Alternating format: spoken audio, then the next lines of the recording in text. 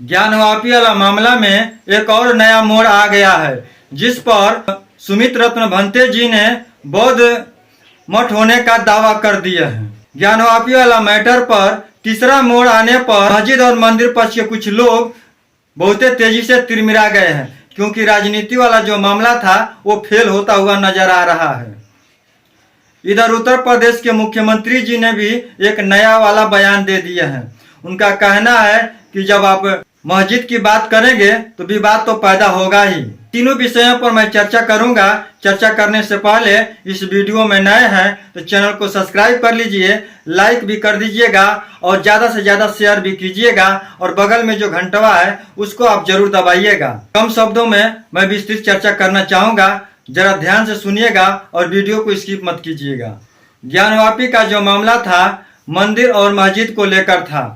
त्रिशूल और स्वास्तिक का चिन्ह पाया गया था और ज्योतिर्लिंग भी पाया गया था, जिसको ज्योतिर्लिंग कहा जाता है। यह मैटर काफी दिनों से कोर्ट में विवादित है।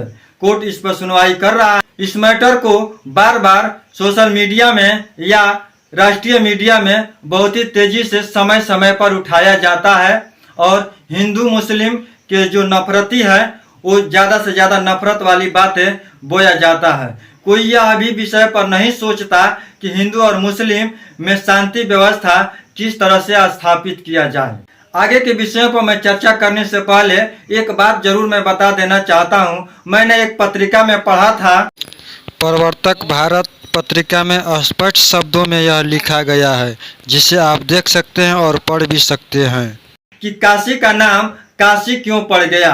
उन्होंने तर्क के साथ यह बताया कि भगवान बुद्ध के समय काल में, सम्राट अशोक के शासन काल में काशी में बहुत ही ज्यादा बौद्ध भिक्षु हुआ करते थे और बौद्ध भिक्षुओं का जो वस्त्र होता है कसाई रंग का होता है और ज्यादा कसाई रंग के वस्त्र पहनने वाले लोग यानी बौद्ध भिक्षु उस गंगा नदी के किनारे रहा करते थे। इसलिए इस इलाके का नाम काशी हो गया।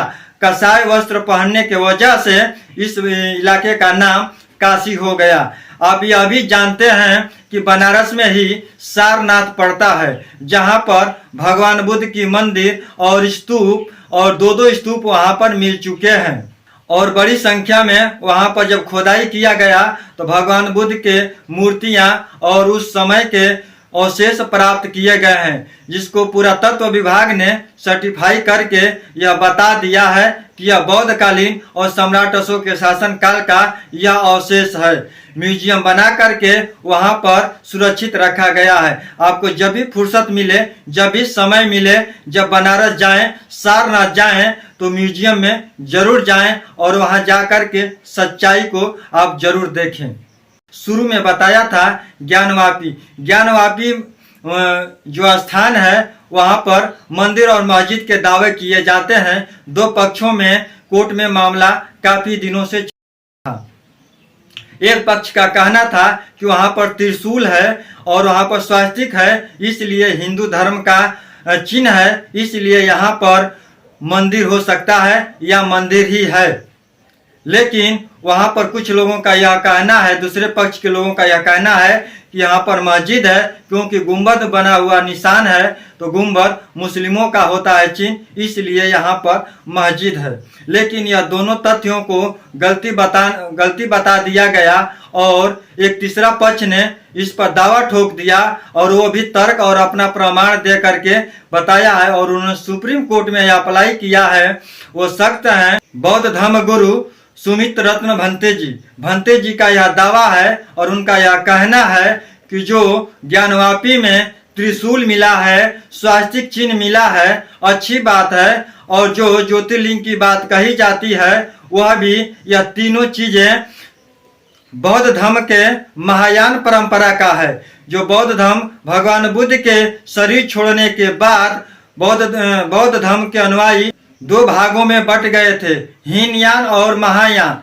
और महायान में संख्या ज्यादा हुआ था, इसलिए वो महायान कहा गया। और हीनयान में सीधे सी या सिंपल लोग होते हैं और भगवान बुद्ध के सूत्रों का सिर्फ पालन करते हैं, और कोई आउल जाउल या ढोंग पाखंड या तमाम तांत्रिक विद्या, ये तमाम चीज़ों का ये लोग इस पर विश्वास नहीं करते और इन चीज़ों को नहीं मानते। लेकिन भगवान बुद्ध के ही सूत्रों को मानने वाले और कुछ भी लोग हैं जो भगवान बुद्ध के सूत्रों को मानते हैं, उनके नियमों का भी पालन करते हैं, लेकिन वो तंत्र विद्या और योग साधना में वो विश्वास रखते हैं। ये उन्हीं के द्वारा बनाया हुआ यह त्रिशूल और ये ज्योतिर्लिंग और स्वास्तिक चिन्ह ये महायान परंपरा में मिलता है।